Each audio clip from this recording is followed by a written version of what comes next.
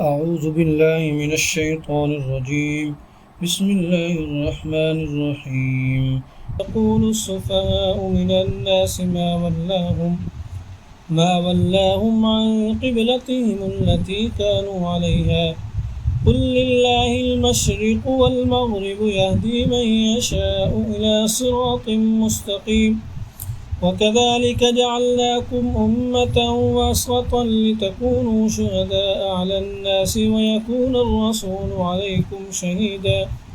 وما جعلنا القبلة التي كنت عليها إلا لنعلم من يتبع الرسول ممن ينقلب على عقبيه وإن كانت لكبيرة إلا على الذين هدى الله وما كان الله ليضيع إيمانكم إن الله بالناس لرؤوف رحيم قد نرى تقلب وجهك في السماء فلنولينك قبلة ترضاها فول وجهك شطر المسجد الحرام وحيث ما كنتم فولوا وجوهكم شطره وإن الذين أوتوا الكتاب ليعلمون أنه الحق من ربهم وما الله بغافل عما يعملون ولئن أتيت الذين أوتوا الكتاب بكل آية ما تبعوا قبلتك وما أنت بتابع قبلتهم وما بعضهم بتابع قبلة بعض ولئن اتبعت أهواءهم من بعد ما جاءك من العلم إنك إذا لمن الظالمين الذين آتيناهم الكتاب يعرفونه كما يعرفون أبناءهم وإن فريقا منهم ليكتمون الحق وهم يعلمون الحق من ربك فلا تكونن من الممترين ولكل وجهة هو موليها فاستبقوا الخيرات أينما تكونوا يأتي بكم الله جميعا إن الله على كل شيء قدير ومن حيث خرجت فول وجهك شطر المسجد الحرام وإنه للحق من ربك وما الله بغافل عما تعملون ومن حيث خرجت فول وجهك شطر المسجد الحرام وحيث ما كنتم فولوا وجوهكم شطره لئلا يكون للناس عليكم حجة إلا الذين ظلموا منهم فلا تخشوهم واخشوني وليتم نعمتي عليكم ولعلكم تهتدون كما أرسلنا فيكم رسولا منكم يتلو عليكم آياتنا ويزكيكم ويعلمكم الكتاب ويعلمكم ما لم تكونوا تعلمون فاذكروني أذكركم واشكروا لي ولا تكفرون يا أيها الذين آمنوا استعينوا بالصبر والصلاة إن الله مع الصابرين ولا تقولوا لمن يقتل في سبيل الله أموات بل أحياء ولكن لا تشعرون ولنبلونكم بشيء من الخوف والجوع ونقص من الأموال والأنفس والثمرات وبشر الصابرين الذين إذا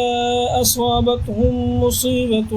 قالوا إنا لله وإنا إليه راجعون أولئك عليهم صلوات من ربهم ورحمة وأولئك هم المهتدون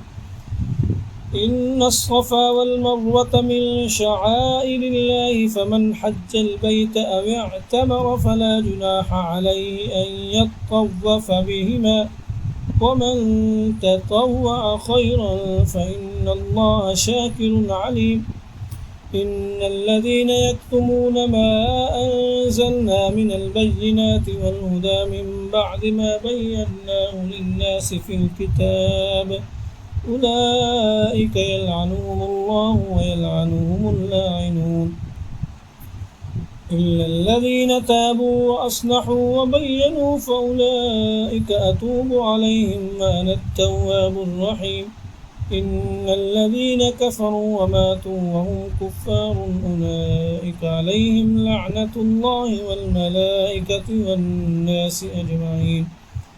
خالدين فيها لا يخفف عنهم العذاب ولا هم ينظرون وإلهكم إله واحد لا إله إلا هو الرحمن الرحيم إن في خلق السماوات والأرض واختلاف الليل والنهار والفلك التي تجري في البحر بما ينفع الناس وما أنزل الله من السماء من ماء فأحيا به الأرض بعد موتها وبث فيها من كل دابة وتصريف الرياح والسحاب المسخر بين السماء والأرض لآيات لقوم يعقلون ومن الناس من يتخذ من دون الله أندادا يحبونهم كحب الله والذين آمنوا أشد حبا لله ولو يرى الذين ظلموا إذ يرون العذاب أن القوة لله جميعا وأن الله شديد العذاب إذ تبرأ الذين اتبعوا من الذين اتبعوا ورأوا العذاب فتقطعت بهم الأسباب وقال الذين اتبعوا لو أن لنا كرة فنتبرأ منهم كما تبرأوا منا كذلك يريهم الله أعمالهم حسرات عليهم وما هم بخارجين من النار يا أيها الناس كلوا مما في الأرض حلالا طيبا ولا تتبعوا خطوات الشيطان إنه لكم عدو مبين إنما يأمركم بالسوء والفحشاء وأن تقولوا على الله ما لا تعلمون وإذا قيل لهم اتبعوا ما أنزل الله قالوا بل نتبع ما ألفينا عليه آباءنا أولو كان آباؤهم لا يعقلون شيئا ولا يهتدون ومثل الذين كفروا كمثل الذي ينعق بما لا يسمع إلا دعاء ونداء صم بكم عمي فهم لا يعقلون يا أيها الذين آمنوا كلوا من طيبات ما رزقناكم واشكروا لله إن كنتم إياه تعبدون إنما حرم عليكم الميتة والدم ولحم الخنزير وما أهل به لغير الله فمن اضطر غير باغ ولا عاد فلا إثم عليه إن الله غفور رحيم إن الذين يكتمون ما أنزل الله من الكتاب ويشترون به ثمنا قليلا أولئك ما يأكلون في بطونهم إلا النار ولا يكلمهم الله يوم القيامة ولا يزكيهم ولهم عذاب أليم أولئك الذين اشتروا الضلالة بالهدى والعذاب بالمغفرة فما أصبرهم على النار ذلك بأن الله نزل الكتاب بالحق وإن الذين اختلفوا في الكتاب لفي شقاق بعيد ليس البر أن تولوا وجوهكم قبل المشرق والمغرب ولكن البر من آمن بالله واليوم الآخر والملائكة والكتاب والنبيين وآتى المال على حبه ذوي القربى واليتامى والمساكين وابن السبيل والسائلين وفي الرقاب وأقام الصلاة وآتى الزكاة والموفون بعهدهم إذا عاهدوا والصابرين في البأساء والضراء وحين البأس أولئك الذين صدقوا وأولئك هم المتقون يا أيها الذين آمنوا كتب عليكم القصاص في القتلى الحر بالحر والعبد بالعبد والأنثى بالأنثى فمن عفي له من أخيه شيء فاتباع بالمعروف وأداء إليه بإحسان ذلك تخفيف من ربكم ورحمة فمن اعتدى بعد ذلك فله عذاب أليم ولكم في القصاص حياة يا أولي الألباب لعلكم تتقون كتب عليكم إذا حضر أحدكم الموت إن ترك خيرا الوصية للوالدين والأقربين بالمعروف حقا على المتقين فمن بدله بعدما سمعه فإنما إثمه على الذين يبدلونه إن الله سميع عليم فمن خاف من موص جنفا أو إثما فأصلح بينهم فلا إثم عليه إن الله غفور رحيم يا أيها الذين آمنوا كتب عليكم الصيام كما كتب على الذين من قبلكم لعلكم تتقون أياما معدودات فمن كان منكم مريضا أو على سفر فعدة من أيام أخر وعلى الذين يطيقونه فدية طعام مسكين فمن تطوع خيرا فهو خير له وأن تصوموا خير لكم إن كنتم تعلمون شهر رمضان الذي أنزل فيه القرآن هدى للناس وبينات من الهدى والفرقان فمن شهد منكم الشهر فليصمه ومن كان مريضا أو على سفر فعدة من أيام أخر يريد الله بكم اليسر ولا يريد بكم العسر ولتكملوا العدة ولتكبروا الله على ما هداكم ولعلكم تشكرون وإذا سألك عبادي عني فإني قريب أجيب دعوة الداعي إذا دعاني فليستجيبوا لي وليؤمنوا بي لعلهم يرشدون أحل لكم ليلة الصيام الرفث إلى نسائكم هن لباس لكم وأنتم لباس لهن علم الله أنكم كنتم تختانون أنفسكم فتاب عليكم وعفى عنكم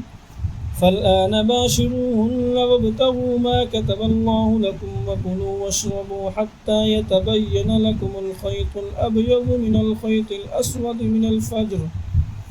من الفجر ثم أتموا الصيام إلى الليل ولا تباشروهن وأنتم عاكفون في المساجد تلك حدود الله فلا تقربوها كذلك يبين الله آياته للناس لعلهم يتقون ولا تأكلوا أموالكم بينكم بالباطل وتدلوا بها إلى الحكام لتأكلوا فريقا من أموال الناس بالإثم وأنتم تعلمون يسألونك عن الأهلة قل هي مواقيت للناس والحج وليس البر بأن تأتوا البيوت من ظهورها ولكن البر من اتقى وأتوا البيوت من أبوابها واتقوا الله لعلكم تفلحون وقاتلوا في سبيل الله الذين يقاتلونكم ولا تعتدوا إن الله لا يحب المعتدين واقتلوهم حيث ثقفتموهم وأخرجوهم من حيث أخرجوكم والفتنة أشد من القتل ولا تقاتلوهم عند المسجد الحرام حتى يقاتلوكم فيه فإن قاتلوكم فاقتلوهم كذلك جزاء الكافرين فإن انتهوا فإن الله غفور رحيم وقاتلوهم حتى لا تكون فتنة ويكون الدين لله فإن انتهوا فلا عدوان إلا على الظالمين الشهر الحرام بالشهر الحرام والحرمات قصاص فمن اعتدى عليكم فاعتدوا عليه بمثل ما اعتدى عليكم واتقوا الله واعلموا أن الله مع المتقين وأنفقوا في سبيل الله ولا تلقوا بأيديكم إلى التهلكة وأحسنوا إن الله يحب المحسنين وأتموا الحج والعمرة لله فإن أحصرتم فما استيسر من الهدي ولا تحلقوا رؤوسكم حتى يبلغ الهدي محله فمن كان منكم مريضا أو به أذى من رأسه ففدية من صيام أو صدقة أو نسك فإذا أمنتم فمن تمتع بالعمرة إلى الحج فما استيسر من الهدي فمن لم يجد فصيام 3 أيام في الحج و7 إذا رجعتم تلك 10 كاملة ذلك لمن لم يكن أهله حاضر المسجد الحرام واتقوا الله واعلموا أن الله شديد العقاب.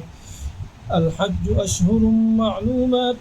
فمن فرض فيهن الحج فلا رفث ولا فسوق ولا جدال في الحج وما تفعلوا من خير يعلمه الله وتزودوا فإن خير الزاد التقوى واتقون يا أولي الألباب ليس عليكم جناح أن تبتغوا فضلا من ربكم فإذا أفضتم من عرفات فاذكروا الله عند المشعر الحرام واذكروه كما هداكم وإن كنتم من قبله لمن الضالين ثم أفيضوا من حيث أفاض الناس واستغفروا الله إن الله غفور رحيم فإذا قضيتم مناسككم فاذكروا الله كذكركم آباءكم أو أشد ذكرا فمن الناس من يقول ربنا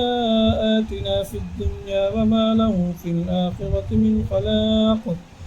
ومنهم من يقول ربنا آتنا في الدنيا حسنة وفي الآخرة حسنة وقنا عذاب النار أولئك لهم نصيب مما كسبوا والله سريع الحساب واذكروا الله في أيام معدودات فمن تعجل في يومين فلا إثم عليه ومن تأخر فلا إثم عليه لمن اتقى واتقوا الله واعلموا أنكم إليه تحشرون ومن الناس من يعجبك قوله في الحياة الدنيا ويشهد الله على ما في قلبه وهو ألد الخصام وإذا تولى سعى في الأرض ليفسد فيها ويهلك الحرث والنسل والله لا يحب الفساد وإذا قيل له اتق الله أخذته العزة بالإثم فحسبه جهنم ولبئس المهاد ومن الناس من يشري نفسه ابتغاء مرضات الله والله رؤوف بالعباد يا أيها الذين آمنوا ادخلوا في السلم كافة ولا تتبعوا خطوات الشيطان إنه لكم عدو مبين فإن زللتم من بعد ما جاءتكم البينات فاعلموا أن الله عزيز حكيم هل ينظرون إلا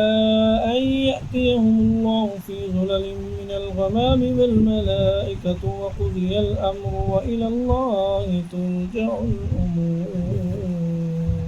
سل بني إسرائيل كم آتيناهم من آية بينة ومن يبدل نعمة الله من بعد ما جاءته فإن الله شديد العقاب زين للذين كفروا الحياة الدنيا ويسخرون من الذين آمنوا والذين اتقوا فوقهم يوم القيامة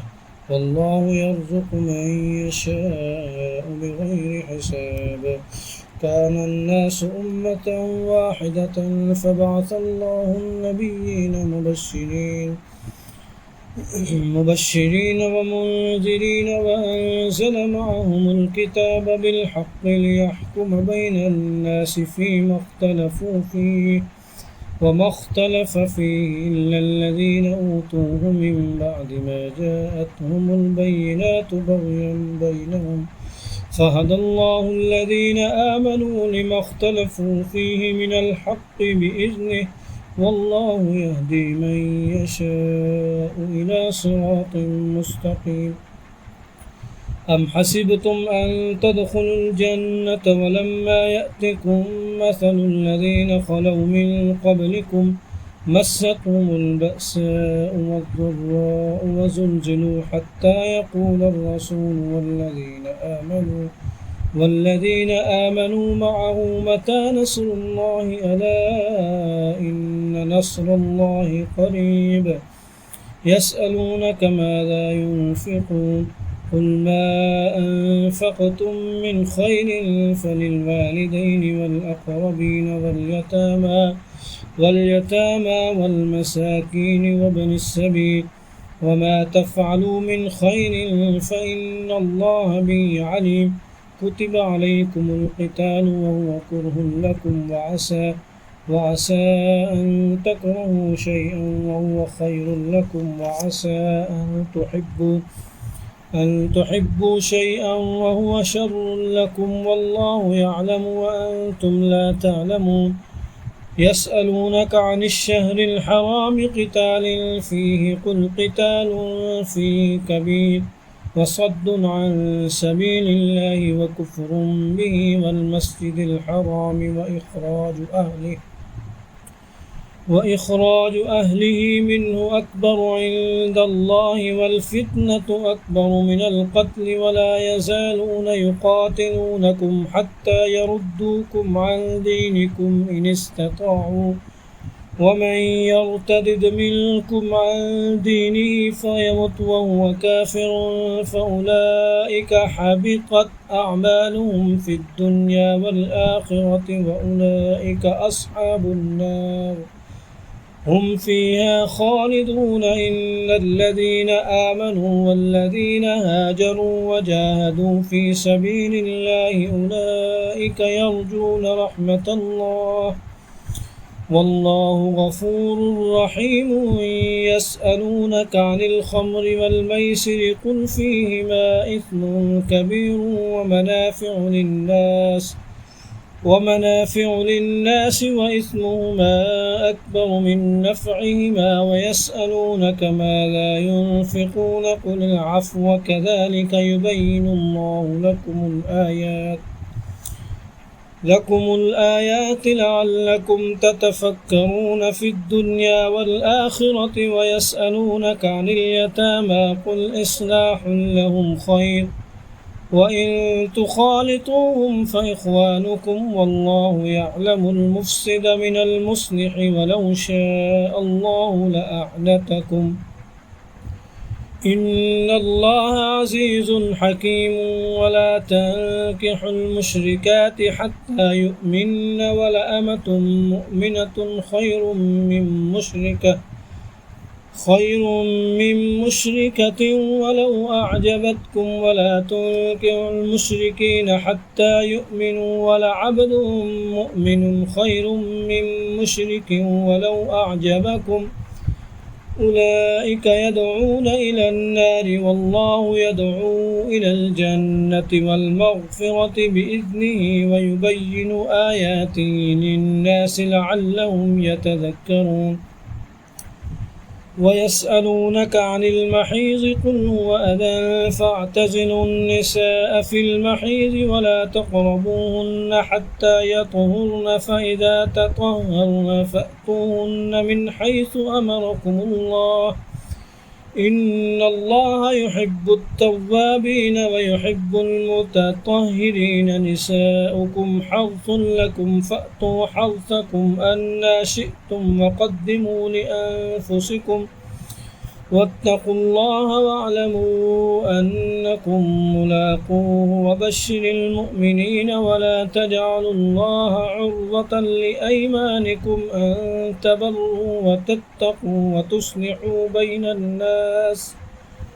والله سميع عليم. لا يؤاخذكم الله باللغو في أيمانكم ولكن يؤاخذكم بما كسبت قلوبكم، والله غفور حليم. للذين يؤلون من نسائهم تربص 4 أشهر، فإن فاءوا فإن الله غفور رحيم. وإن عزموا الطلاق فإن الله سميع عليم. والمطلقات يتربصن بأنفسهن 3 قروء،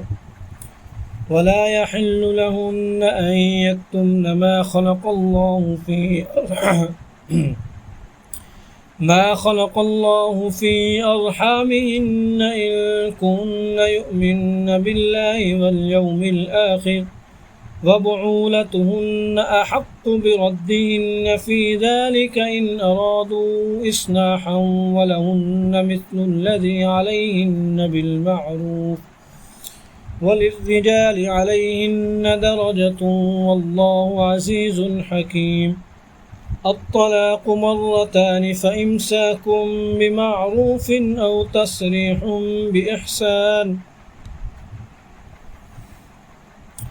ولا يحل لكم أن تأخذوا مما آتيتموهن شيئا إلا أن يخافا ألا يقيما حدود الله، فإن خفتم ألا يقيما حدود الله فلا جناح عليهما فيما افتدت به، تلك حدود الله فلا تعتدوها، ومن يتعد حدود الله فأولئك هم الظالمون. فإن طلقها فلا تحل له من بعد حتى تنكح زوجا غيره، فإن طلقها فلا جناح عليهما أن يتراجعا إن ظنا أن يقيما حدود الله، وتلك حدود الله يبينها لقوم يعلمون. وإذا طلقتم النساء فبلغن أجلهن فأمسكوهن بمعروف أو سرحوهن بمعروف، ولا تمسكوهن ضرارا لتعتدوا،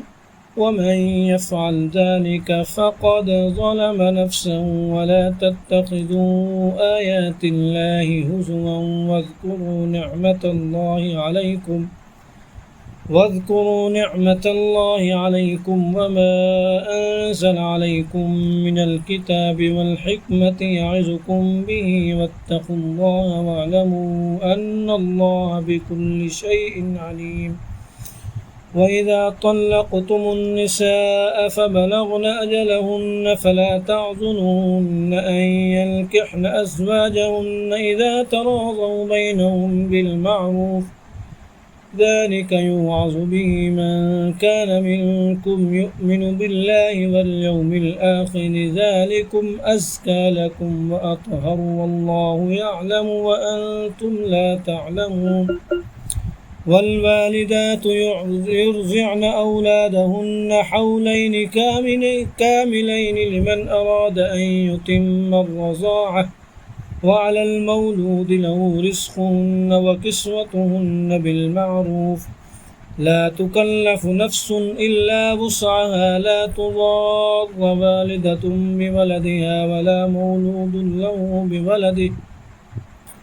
وعلى الوارث مثل ذلك، فإن أرادا فصالا عن تراض منهما وتشاور فلا جناح عليهما. وإن أردتم أن تسترضعوا أولادكم فلا جناح عليكم إذا سلمتم ما آتيتم بالمعروف، واتقوا الله واعلموا أن الله بما تعملون بصير. والذين يتوفون منكم ويذرون أزواجا يتربصن بأنفسهن 4 أشهر وعشرا، فإذا بلغن أجلهن فلا جناح عليكم فيما فعلن في أنفسهن بالمعروف، والله بما تعملون خبير. ولا جناح عليكم فيما عرضتم به من خطبة النساء أو أكننتم في أنفسكم، علم الله أنكم ستذكرونهن ولكن لا تواعدوهن سرا إلا أن تقولوا قولا معروفا، ولا تعزموا عقدة النكاح حتى يبلغ الكتاب أجله، واعلموا أن الله يعلم ما في أنفسكم فاحذروه، واعلموا أن الله غفور حليم. لا جناح عليكم إن طلقتم النساء ما لم تمسوهن أو تفرضوا لهن فريضة، ومتعوهن على الموسع قدره وعلى المقتر قدره متاعا بالمعروف حقا على المحسنين. وإن طلقتموهن من قبل أن تمسوهن وقد فرضتم لهن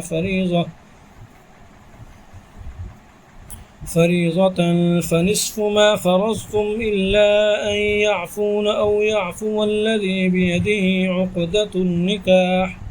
وأن تعفوا أقرب للتقوى ولا تنسوا الفضل بينكم إن الله بما تعملون بصير حافظوا على الصلوات والصلاة الوسطى وقوموا لله قانتين فإن خفتم فرجالا أو ركبانا فإذا أمنتم فاذكروا الله كما علمكم ما لم تكونوا تعلمون والذين يتوفون منكم ويذرون أزواجا وصية لأزواجهم متاعا إلى الحول غير إخراج فإن خرجن فلا جناح عليكم فيما فعلن في أنفسهن من معروف والله عزيز حكيم وللمطلقات متاع بالمعروف حقا على المتقين كذلك يبين الله لكم آياته لعلكم تعقلون ألم تر إلى الذين خرجوا من ديارهم وهم ألوف حذر الموت فقال لهم الله موتوا ثم أحياهم إن الله لذو فضل على الناس ولكن أكثر الناس لا يشكرون وقاتلوا في سبيل الله واعلموا أن الله سميع عليم من ذا الذي يقرض الله قرضا حسنا فيضاعفه له أضعافا كثيرة والله يقبض ويبسط وإليه ترجعون ألم تر إلى الملأ من بني إسرائيل من بعد موسى إذ قالوا لنبي له مبعث لنا ملكا نقاتل في سبيل الله قال هل عسيتم إن كتب عليكم القتال ألا تقاتلوا قالوا وما لنا ألا نقاتل في سبيل الله وقد أخرجنا من ديارنا وأبنائنا فلما كتب عليهم القتال تولوا إلا قليلا منهم والله عليم بالظالمين وقال لهم نبيهم إن الله قد بعث لكم طالوت ملكا قالوا أنى يكون له الملك علينا ونحن أحق بالملك منه ولم يؤت سعة من المال قال إن الله اصطفاه عليكم وزاده بسطة في العلم والجسم والله يؤتي ملكه من يشاء والله واسع عليم وقال لهم نبيهم إن آية ملكه أن يأتيكم التابوت فيه سكينة من ربكم وبقية مما ترك آل موسى وآل هارون تحمله الملائكة إن في ذلك لآية لكم إن كنتم مؤمنين فلما فصل طالوت بالجنود قال إن الله مبتليكم بنهر فمن شرب منه فليس مني ومن لم يطعمه فإنه مني إلا من اغترف غرفة بيده فشربوا منه إلا قليلا منهم فلما جاوزه هو والذين آمنوا معه قالوا لا طاقة لنا اليوم بجالوت وجنوده